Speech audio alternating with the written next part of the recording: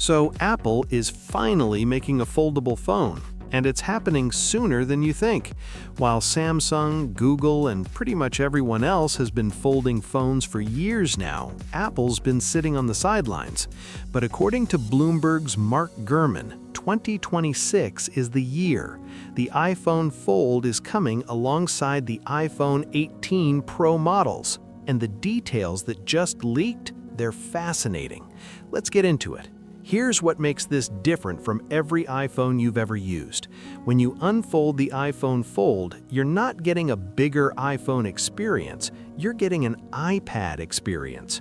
Bloomberg reports that the interface will actually resemble what you see on an iPad when the device is open. And this is huge, because for the first time on an iPhone, you'll be able to run two apps side by side, true multitasking, something current iPhones simply can't do on the main display. Apart from that limited picture-in-picture mode for videos and calls. But it goes deeper. Apple is reportedly adding app sidebars along the left edge of the screen, just like you see on iPad apps today. This isn't just a stretched iPhone interface, it's a completely reimagined experience that takes advantage of that larger, foldable canvas. And Apple knows developers need to prepare. They're said to be working on developer tools that will let app creators adapt their existing apps for this wider interface. So by launch, your favorite apps should be ready to take full advantage. Now let's talk about what this thing actually looks like. According to Gurman, the iPhone Fold is essentially a hybrid between an iPhone and an iPad mini. When it's folded, it looks like your standard iPhone with a conventional outer display.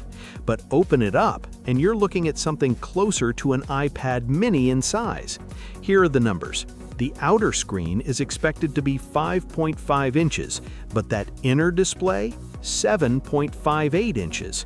For context, the rumored Samsung Wide Fold is nearly identical, with a 5.35-inch outer display and a 7.58-inch inner display. But here's where Apple is making a different choice than most foldables. They're going wider.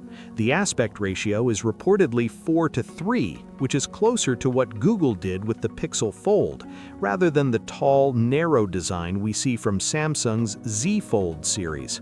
This wider design should make it feel more natural for multitasking and media consumption when unfolded. Let's talk about specs. The iPhone Fold is expected to pack dual rear cameras and dual front-facing cameras, so you get proper camera setups on both sides of the device. Under the hood, Apple is reportedly going with the A20 Pro chipset, built on 2-nanometer node technology. That's cutting-edge silicone, and it should deliver the kind of performance we expect from Apple's Pro devices. For connectivity, networking will be handled by Apple's own C2 modem.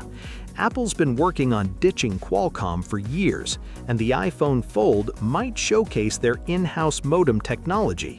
And here's an interesting throwback. The power button could feature Touch ID, not Face ID embedded in the display, but actual fingerprint authentication on the side button. This makes sense for a foldable, where you might want to unlock it while it's still closed. So there you have it, the iPhone Fold, coming in 2026 if these reports are accurate. Apple's approach is fascinating. Rather than just making a phone that folds, they're bringing the iPad experience to a pocketable device, true multitasking, iPad-style interface, and a design that prioritizes width over height. It's classic Apple. Show up late, but show up refined. The question is, will 2 years be enough time to perfect it? Or will Apple still be playing catch-up in a market that's already years ahead? Let me know what you think in the comments below. Would you buy an iPhone Fold? And if you enjoyed this video, hit that like button and subscribe for more tech news. I'll see you in the next one.